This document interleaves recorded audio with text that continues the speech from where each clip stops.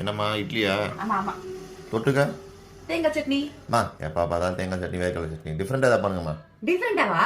முட்டை முட்டை முட்டை சட்னி பண்றேன் வா.